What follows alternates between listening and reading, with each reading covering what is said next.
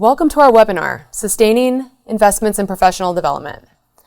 Throughout today's webinar, we invite you to join the conversation by submitting your questions using the Q&A feature at the top left of your screen. It's my pleasure to introduce you to Dave Kivera, Director of Development for Lindamood-Bell for Schools. Dave has worked in education for 20 years, including more than 15 years with Lindamood-Bell. He has provided professional development in over 30 states and 9 countries. Dave holds a master's in education policy and planning from the George Washington University. Among other projects, he has provided a program evaluation to the Office of the State Superintendent of Education of a $2.5 million Race to the Top grant and designed and implemented a research study on the role of principals in the implementation of RTI reading programs in an urban school district. Dave is a strong believer in public education and the proud father of 3 boys under the age of 8, 2 of whom are enrolled in DC public schools. Great. Thanks for that introduction, Melissa.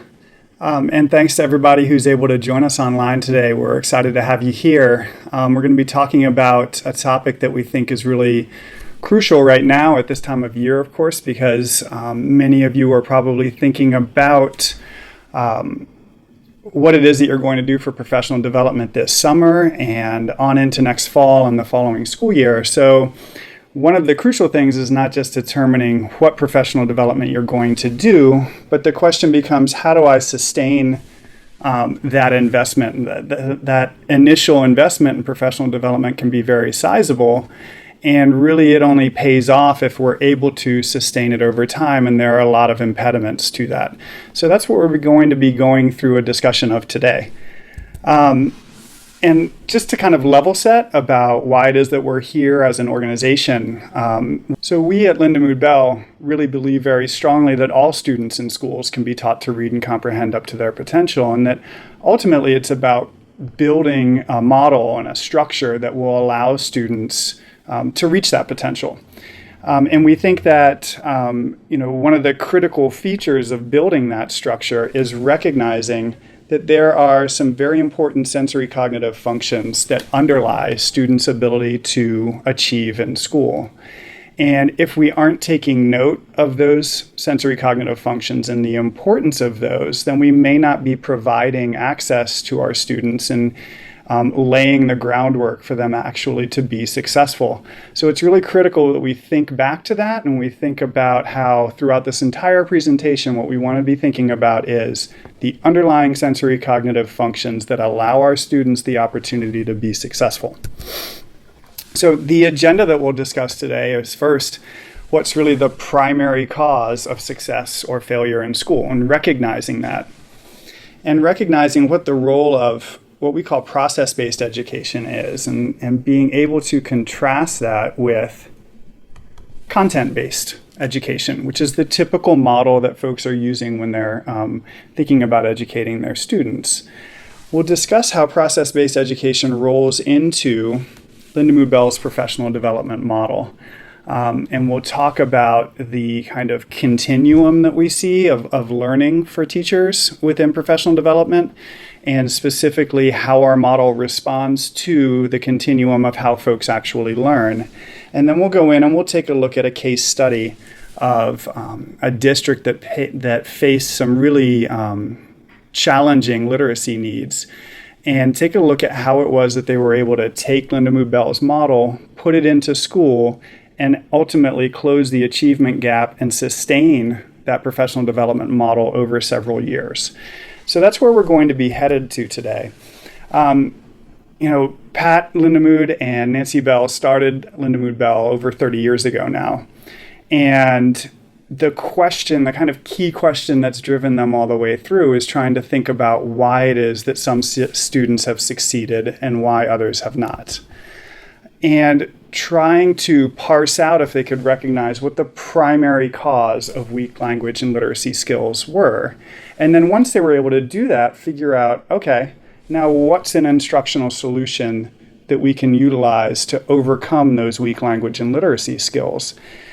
And we've done that in our learning centers, certainly one-on-one. We've done that in schools for decades now. And over those 30 years, we've continually been kind of refining that and thinking about, with everything that's happening in schools, how can we help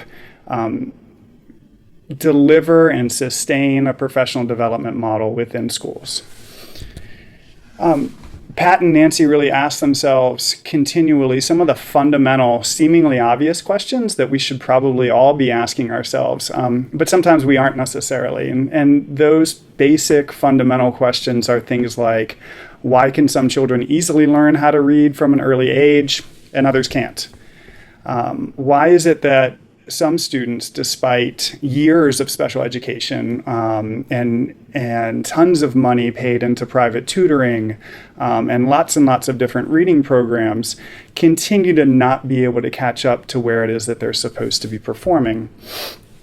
And why were some students, even after tons and tons of phonological instruction, really still stuck on being what we'd call analytical readers, which means students who are really focused on one single word at a time and having to sound out those words, rather than what most of us are as adults, which is global readers? Other questions arose as well, right? Why do some students struggle to memorize sight words? And if we think about students struggling with sight words and also students who are really analytical readers, we can think about those as being facets having to do with students' ability to decode.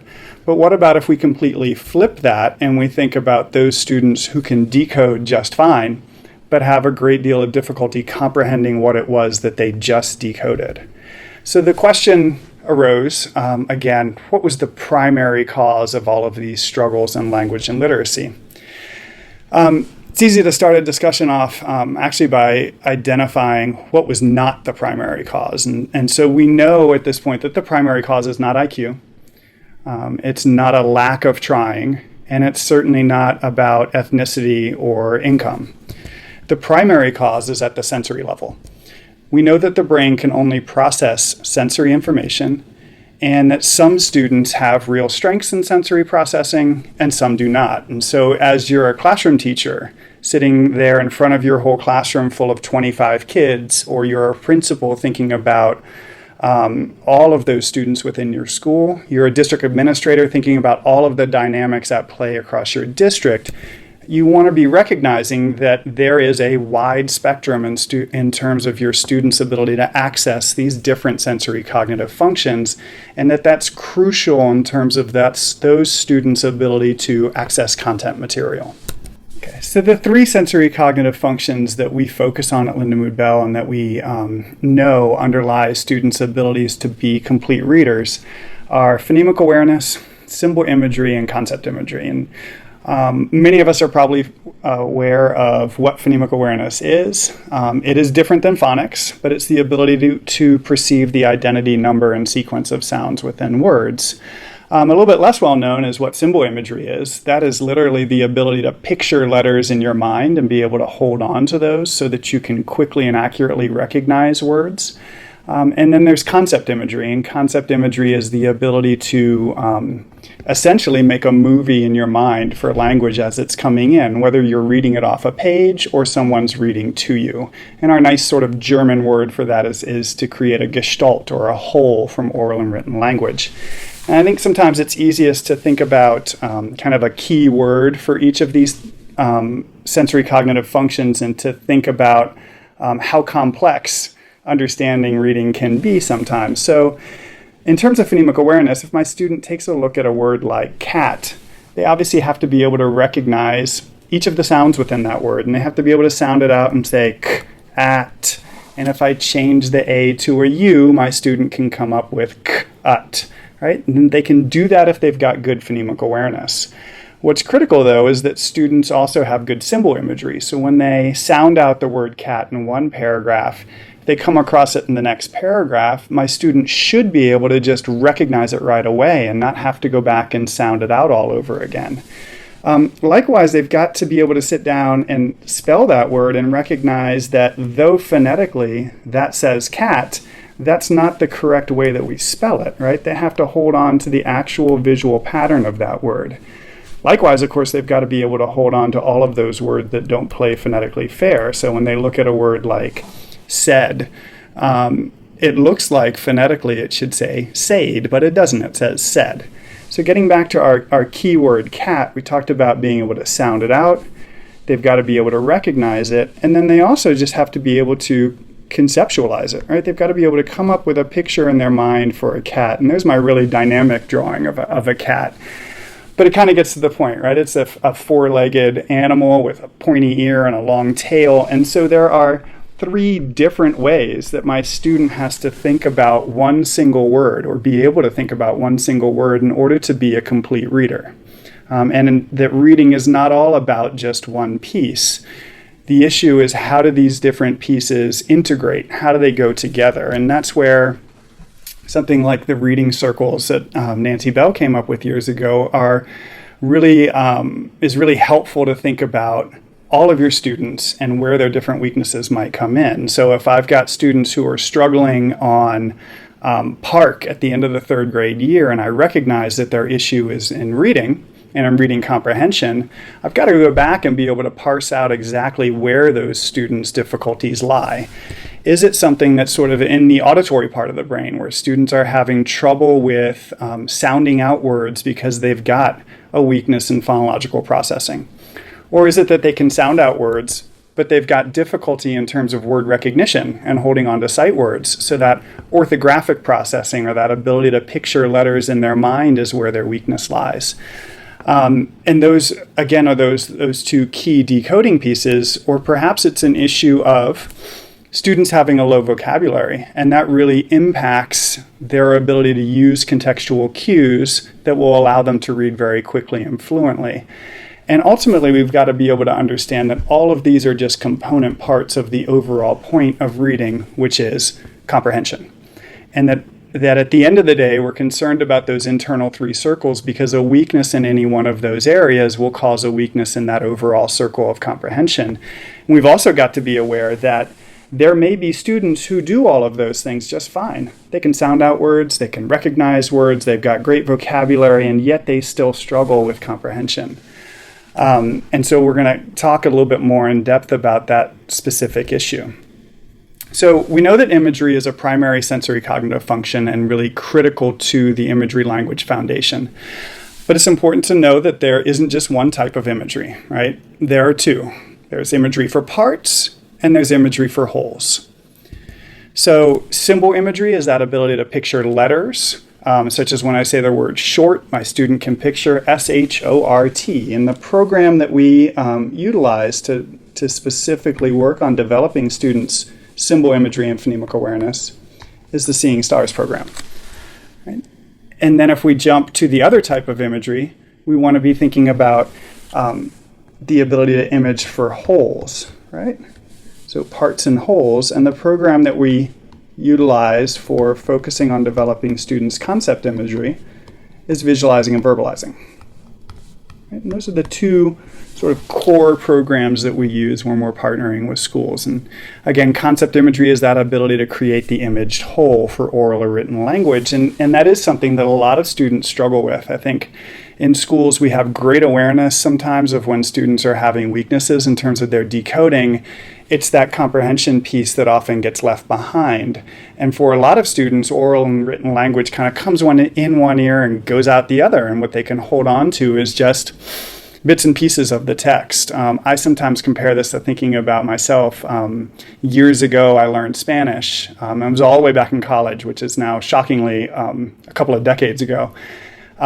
So most of that vocabulary is gone for me. But if you gave me a paragraph in Spanish, I know the sounds that go with the letters, and I know much of the, I can recognize a lot of words. So I could probably read a paragraph in Spanish pretty quickly and it'll sound fluent. But if you then ask me to summarize that paragraph back to you, I wouldn't be able to do it.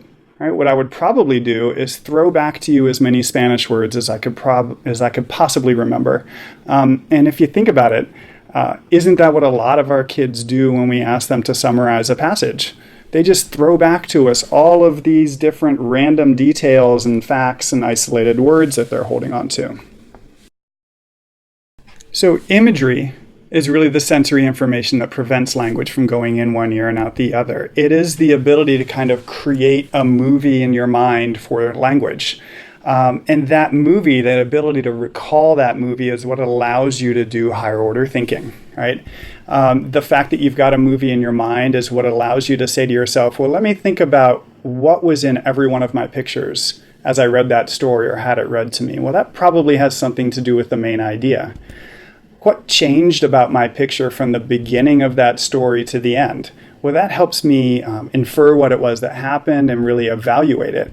So all of the higher order thinking types of activities that we want students to do have their basis in the fact that they've been able to create a movie that is accurate to what it was that they just read or had read to them, and they can use that as that basis for critical thinking.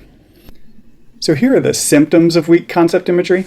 And some of these might be fairly obvious, like weak written language comprehension and weak oral language comprehension. Some of these other ones might be a little bit harder to parse out. I think things like following directions and expressing language orally, interpreting social situations, understanding cause and effect. If you think about students who are struggling with these areas, who aren't doing things like following directions, and when we ask them why they weren't following those directions, aren't able to express orally very well what was happening for them at that time. They can't interpret social situations and all of the behavior modifications that we've set in place for them. They're not understanding the cause and effect that leads into those. Oftentimes, these are students who get labeled as kids who have behavior issues, and that becomes what's dealt with, is the behavior rather than the underlying concept imagery weakness that's causing that inability to follow directions and that inability to understand and hold on to cause and effect. So there is this whole language processing spectrum that ranges from students who might be sort of at one end of the language processing spectrum, kids who struggle with decoding and might be classically labeled as being dyslexic students, and then at the other end, students who struggle with language comprehension and might be classically labeled or might be labeled as being students with autism.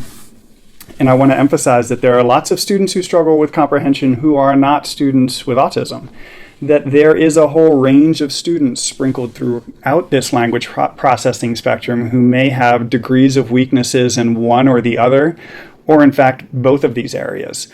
And that it's crucial that we recognize those students and we recognize where those struggles are. Because again, to go back to those the state accountability tests at the end of the year, those aren't necessarily going to tell you, is my student struggling with weak reading comprehension because they've got a decoding issue or because they've got a comprehension issue? It's not going to tell you much about that. So you've got to dig a little bit deeper to try to figure all of those parts out. So this leads into our focus on process-based education and why it is that it's so critical for students and why we emphasize this so much in school. It's because process-based education is what allows students to access content-based material. And that if we end up focusing just on the content and just on students' reading comprehension, and we try to help them out by having them read passages again or reading them out loud to students, we ultimately are dealing with the symptom rather than driving at what the underlying causes are. And process-based education changes that and says, let's drive at those underlying cognitive functions and make sure that we're providing instruction there so that students can access content. Process-based education is really what allows a teacher to differentiate their instruction, right? Because they can assess and recognize where different students' strengths and weaknesses are, and then provide instruction that matches and focuses on those weaknesses and turns them into strengths. It really is the foundation for learning for students. Process-based education, as I was saying, develops those underlying cognitive functions. It allows teachers to differentiate, and it applies over to all of the learning, including basic language and literacy skills. And we're able to provide really good instruction there because we're not focused on the content first. So process-based education, ultimately, is what's going to close the achievement gap for students. So the importance of process-based education is that it allows us to respond to where our students' individual learning needs are. as kids progress from kindergarten through 12th grade, the expectation is that they'll make a year's worth of gain for every year that they're in school. But for many of our kids, there is already a gap that has opened up at kindergarten. It just hasn't necessarily been recognized yet. That gap widens by first grade and by second grade, and then by third grade, it becomes very clear to everyone in the building that the student's having difficulty because they end up taking that end of year assessment, and it stands out that they're having difficulty with reading comprehension. So when we think about what happens within schools, a lot of schools get really hit with a ton of referrals for special education at third grade. And special education gets flooded. I was at a conference actually last week, beginning of the week, talking with a group of special educators who were saying that increasingly what they've been getting over the years is just more and more students whose primary weakness is that they have difficulty reading.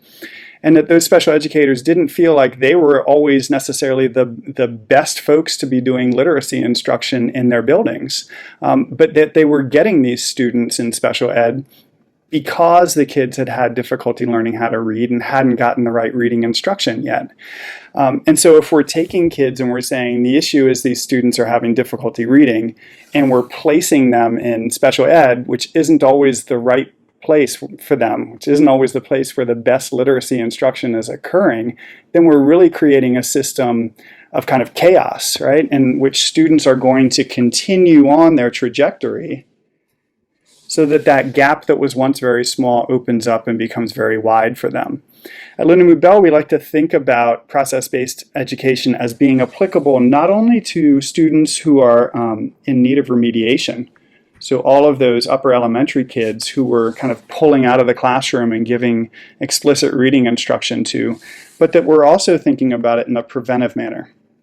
That at kindergarten through third grade, we're taking time out, or kindergarten through second in particular, we're taking time out of the day to make sure that we're teaching and developing those sensory cognitive functions that we know all students are going to need. And that's going to be crucial because as we think about professional development models in school, we might actually have a special ed team and a group of reading interventionists who provide phenomenal literacy instruction. But if they are always getting flooded with upper elementary kids who haven't learned how to read yet, we're not actually stemming the tide, and we're not building a sustainable model of long-term implementation. Instead, we're constantly dealing with a crisis of more and more students who need intervention and who need special education. So ultimately, we've got to be going back to those K-1-2 classrooms and saying, okay, how is it that we're providing this initial literacy instruction? And are we making sure that we're tapping into all of those sensory cognitive functions that we talked about in Nancy Bell's reading circles? So we also think about this in terms of Lindamood-Bell's professional development model and how we think about, as I mentioned earlier, that there's this real continuum of growth. That yes, our professional development model starts with just our basic sensory cognitive workshops and seeing stars or visualizing and verbalizing, but that's not where it ends. Right? I think there's been just a ton of research that's shown over the years that just doing workshops at the beginning of the year often isn't enough for teachers, that teachers can be highly motivated and they can have all the materials and they can absolutely love a program. They are excited to go and implement it with their kids. When they go in and they sit down and they start doing it, all of a sudden their kids start making errors and they're trying to differentiate instruction and they're trying to create lesson plans, and all of it just kind of buries them. And what do? They often end up going back and doing the same thing all of us would do, which is we go back to what it is that we know. And ultimately, that great new program that everyone's learned goes back up on the shelf and starts gathering dust, and that initial investment in PD is lost. So at Lindamood-Bell, we think about those sensory cognitive workshops as obviously being the very crucial beginning of this whole continuum of learning that we want teachers to undergo. Once they start going back into the classroom, it's crucial that they get something like some job-embedded professional development, which is PD that meets those teachers where they are as they're sitting down and working with their students. And historically, we used to provide this job-embedded PD in person by sending consultants out. Now we actually provide this PD virtually. So we use instructional robots, which you can picture kind of a Segway with an iPad strapped to the top, or we log into folks' laptops and we can be right there with that teacher as they're working with their students. And so we can either model a lesson, or we can co-teach a lesson, or we can provide coaching about that lesson. And at the end of each of those lessons, my teacher gets some verbal and some written feedback and a suggested lesson plan for the next time that they work with those students. And that's crucial because that's where they're actually getting the chance to learn what it is that they're doing. As teachers get more and more of that job-embedded PD, that then leads into their ability to refine their thinking and create specific questions that will underlie what some professional learning community meetings can look like. So PLC meetings can be great and can be dynamic. They can also, in some cases, be sort of disorganized and folks get together and are just talking about a lot of different things. If teachers have been getting a lot of job-embedded PD, that's going to feed into very specific questions and challenges that they have that can be answered in really high quality professional learning community meetings. And that can be buffeted by teachers getting the chance to do online self-paced courses, which reinforce all of that learning and can be about specific topics that we've historically seen as struggles. And as teachers develop in their expertise, we can get to the point at which they can start more in on assessing their students and determining where strengths and weaknesses are, really effectively grouping students for instruction so that they can take that mass of students who might be struggling with reading, define down exactly where those weaknesses are, group the students more effectively so that they can provide the right type of instruction for them, and ultimately that's what's going to underlie those the professional development being sustainable. So this really leads into thinking about how we can implement Lindamood-Bell within a school setting, and specifically how we can think about it in a response to intervention or an MTSS structure. As I mentioned earlier, we think about the Seeing Stars program and visualizing and verbalizing as really being not just about remediation for students, but as being crucial to students' ability to learn how to read in the very beginning. If we know that those sensory cognitive functions are necessary parts of reading, then we should go ahead and ensure at kindergarten through second grade, we're supplementing our core reading instruction program by doing something like 20 minutes of Seeing Stars instruction and 20 minutes of visualizing and verbalizing instruction, both so that students are getting that very explicit time of sensory cognitive function practice, but also so that that teacher is getting time in which he or she is getting the opportunity to practice those in isolation, in hopes that that will then bleed into all of the other instruction that they're doing over the course of the day.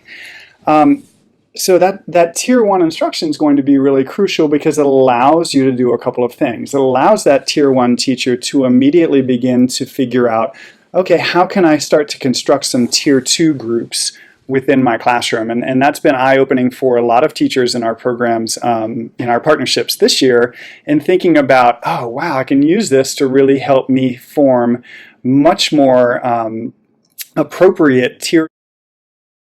We're going to get a chance to see a little bit of a video of some tier 2 happening in the classroom. And so it's going to help hopefully prevent some weaknesses in students. If those weaknesses are recognized, we can get those students into a better tier 2 structure. And then it's also going to help with communication as that teacher sees students continue to struggle at tier 2 and alerts folks within the building, hey, I think we need to do some additional assessment because this student might need to move into tier 3.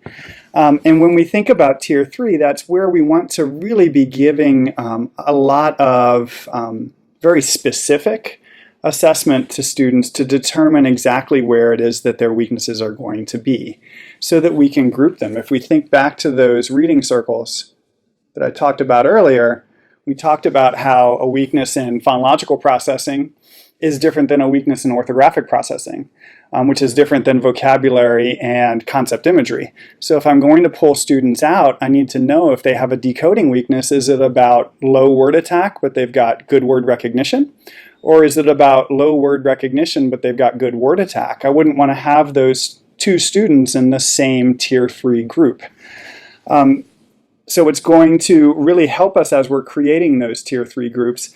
And I always like to emphasize that really what we think about is that special ed should be kind of a tier 4 setting in the ideal world, right? And that's what a lot of, in many of the states that you all are working, you're coming across all of these dyslexia initiatives that legislatures are passing, and it really is about that fundamental issue. We'd like to help correct for some of, or resolve some of those literacy issues before these students get pushed into special ed. If we can recognize that they've got a reading difficulty, give the proper intervention, then we don't ever have to deal with them coming into SPED. And so we can think also about how it is that these students need to move back down the triangle. That oftentimes that bifurcation between what's happening in general ed and what's happening in special ed means that gains that are made in special education are not necessarily carried back into a tier 2 setting or a tier 1 setting, because all of these folks haven't really aligned their communication and their understanding of what's happening when students are having difficulty reading. So a big part of doing response to intervention is creating a real PLC in which everyone in the building has an understanding and a common language that they're using to talk about what's happening with students when they're struggling to read, how we're going to remediate that, and how we're going to bring them back into the classroom. And so we're going to take a quick minute to take a look at what some tier 1 classroom instruction looks like. And as you watch this, I want you to be thinking about how it is that our teacher is using some sensory cognitive language about picturing to help students develop the underlying necessary abilities of concept imagery in order to access content. I'm going to read you guys a little story, and what we're going to do is we're going to make pictures in our head. Yes. Yeah, isn't that fun? Yeah. I'm going to read this little story for you guys, and what we're going to do is we're going to break it into parts, into sentences. And for each sentence, all of us are going to come up with a really good picture to help us understand that sentence. Do you guys see these felts? Yeah. Aren't they cool? Yeah. What we're going to do is after we finish every picture, and we all have a really good picture for what the sentence was telling us, I'm going to take this felt and I'm going to put it right here. Whoop. Okay? Okay. When we finish all our pictures, we're going to have all our felts here, all connected, because all of these pictures, guys, they all connect to help us remember what the most important part of this story is. The monkey held the green balloon by a string. Oh my God. All right. So guys, what do those words make you picture? Raise your hand. Alex. A brown monkey with a balloon, and the string was purple and the balloon was green. Now the next step is I just want to make sure that you guys all made these pictures and you remember them all. Here's what we're going to do. You ready? I'm going to take this first felt. I'm going to put it in front of somebody's desk. That person's going to tell us the picture that we saw. Are you guys ready? Yeah. Let's see. Who do I want to tell me the picture? Here we saw, what do we see here? A monkey holding a balloon. Give everyone okay with that? Thumbs up. What color was the balloon? Green. Give them a hand.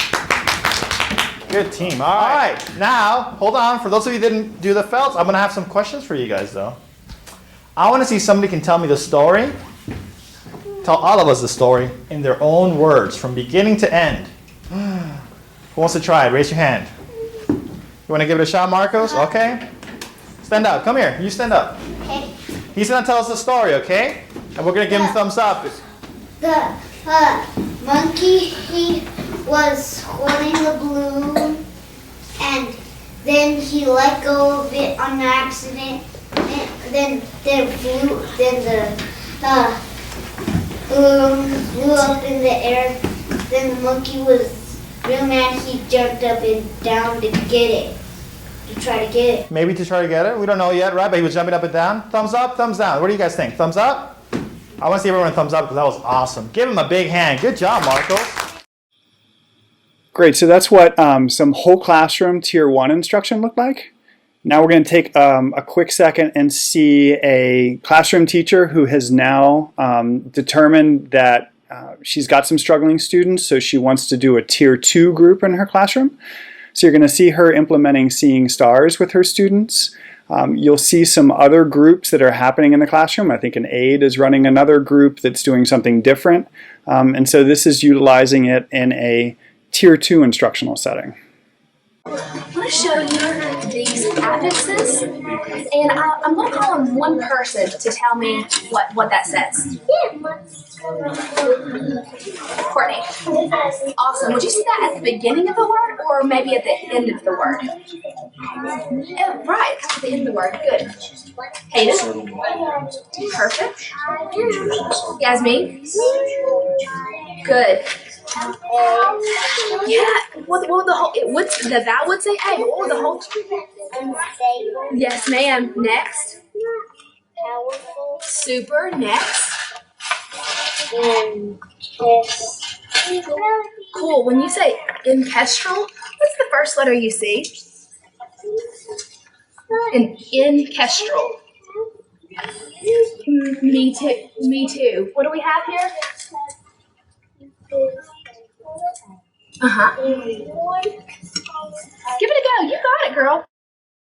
Great. So that was tier 2. And now we're going to take a look at what tier 3 instruction would look like. And so this is where students are now being pulled out of the classroom. They've been given some assessments to try to group those students as homogeneously as possible. And now we can watch our instructor doing some instruction with those kids, working on some error handling and utilizing some positive reinforcement to really drive those students' energy and the energy of the lesson as a whole. Let's do TRACKS.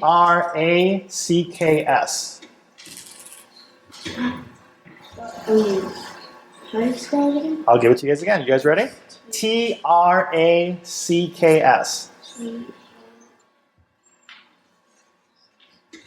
Trace. Trace. Excellent job, because that T is the first letter in that word, right? When you say trace, what letter did you picture after the C?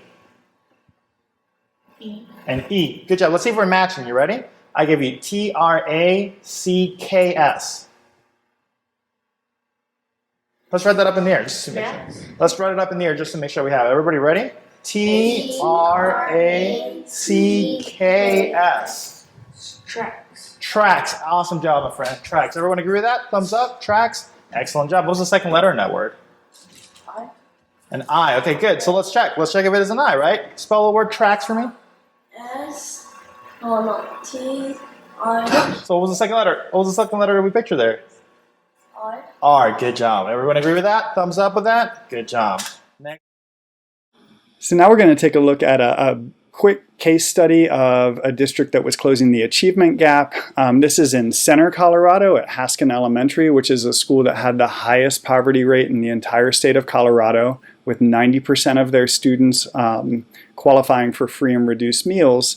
And in 2010, they were in a real crisis point.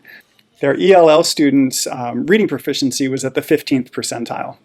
And so obviously that's a real crisis issue for that district. And so they implemented Lindamood-Bell's RTI model in their school. So their classroom teachers in K through 2 were doing whole classroom instruction and seeing stars and visualizing and verbalizing. They were then utilizing what they were seeing there to help them structure tier 2 groups. And then for those students who were really at risk, they were pulling them out and providing tier 3 instruction to those students. And over a 4-year period, they moved their ELL students from being at 15% of those students being at proficiency to 52% of those students reading at proficiency, which is an enormous jump. Part of what I think is great to see about this jump is when we think about it longitudinally. So it wasn't all about a 1-year jump. In fact, that first year, the students moved from 15% of those students reading at proficiency to 24% of them reading, which is a nice jump. But obviously, it doesn't close the entire gap. Instead, they started to really build on that, closing the gap up to 44% of those students reading at proficiency by 2012. And you can think about how the impact of that K-1-2 instruction as it starts to flow through the system is helping to change those proficiency levels at the third grade level for students. So it's not just about intervention, but it's about that K-1-2 instruction. And then by 2013, 52% of their students were reading at proficiency, and that outperformed the ELL students statewide. So those were great gains to see for those students to make over a 4-year period, and it really was an excellent example of sustained professional development being implemented and having an impact long term. In 2010, Haskin Elementary was one of 6 schools awarded a turnaround grant from the state. And the transformation team, I think, made an excellent choice by choosing to partner with Lindamood-Bell. Then we formed our partnership with Lindamood-Bell, and we just really changed what we were doing here. Mood-Bell, it's very solid. You know exactly what you need to teach. We knew we had work to do, and all staff members trained. They had coaching right over their shoulder. Continued interventions during school, after school, and then that following summer. Got additional training for staff members who hadn't received it yet. And one thing that has really changed is the way that we do business here in Center. You have to differentiate.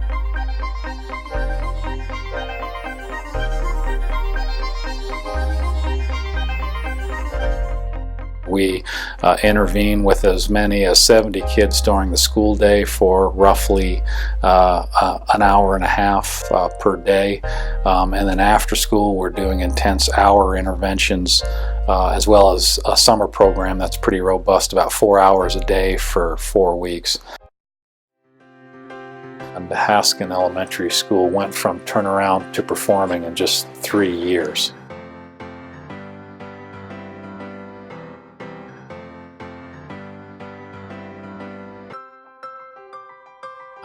I don't believe 75% is where we need to stop. I think we can continue to grow. So instead of our kids falling further and further away from that state average line, our kids are staying with it and then starting to close that gap.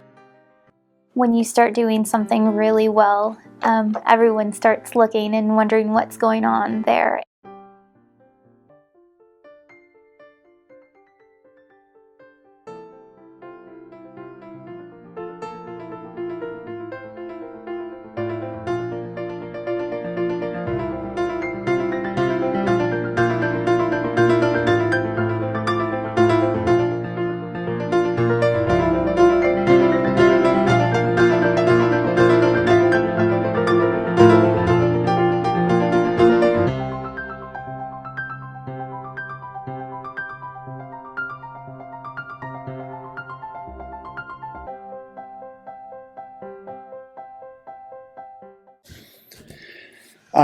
So ultimately, to kind of review, our goal of process-based education is to get our students to a level of being independent. And when they're independent, they can access any content material that we place in front of them.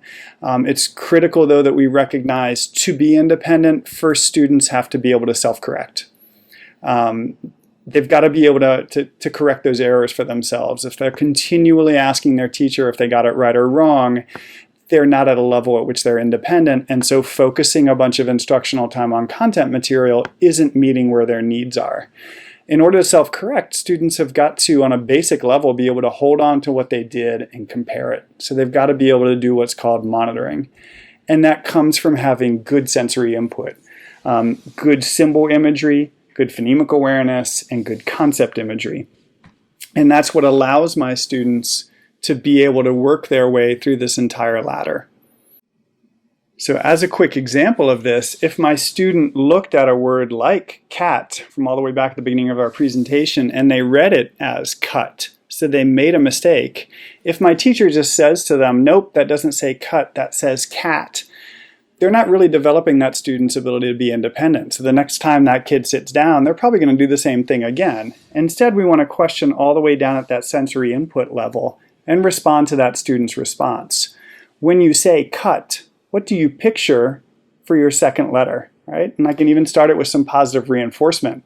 That's great. When you say cut, I like your C saying k at the beginning of that word. When you say cut, what do you picture for your second letter? My student says, oh, I'm picturing a U. Nice job, right? So they're able to hold on to what they were picturing, and now they can compare it. Take a look at our word. What's your second letter there? Ah, it's an A. Great. So what does that say? Oh, that says cat. Great. So I've given them the opportunity to self-correct. And the more I go through that very deliberate, very explicit process, the more I'm going to create a student who is independent at the end. So that's where it is that we're headed with students. We think about the same sort of thing is happening with teachers. That ultimately, if you think back to those, that sort of continuum that I discussed earlier, we first have to have our teachers be able to feel comfortable using sensory cognitive language and learning the basic steps. As they get better with those steps, they can sort of compare that back to what they were doing before, and they can begin to handle mistakes that their students are making. And as they grow more adept at doing the steps and those become much more internalized, it can begin to think about things like lesson planning and pacing students through the scope and sequence of the program. And as they become more independent, we can then begin to focus more on assessment and grouping and thinking about next steps and long-term sustainability for them. And those assessments and grouping and seeing the changes that actually happened with their students is where you actually begin to really change the beliefs of those teachers so that you've truly got buy-in at that point and you truly have a sustainable model that you can build on. So that's all of the parts that we kind of wanted to talk about. I know that was a quick run through of everything. I'm going to move to a brief question and answer session, and hopefully we've got some great questions. Melissa? Thanks, Dave. We do have some questions for you. We have about 10 minutes to answer these, so if we don't get to all of your questions, don't worry. One of our team members here will reach out to you directly. So the first one is, the model looks great, but realistically, how would I get started? Who should I train first? Yeah, I think that is the most challenging question, right? That's great that we've got that one. I think that you want to try to think about it strategically. So certainly in some regards, it would be great to just train all of the teachers within a building. I think, though, that in terms of building real buy-in and building capacity within your staff, oftentimes what I hear from folks the most is that when they really bought into the program is when they saw changes in students who had been struggling and who everybody in the building recognized as struggling, or at schools with groups of students that the district had recognized as being consistently struggling.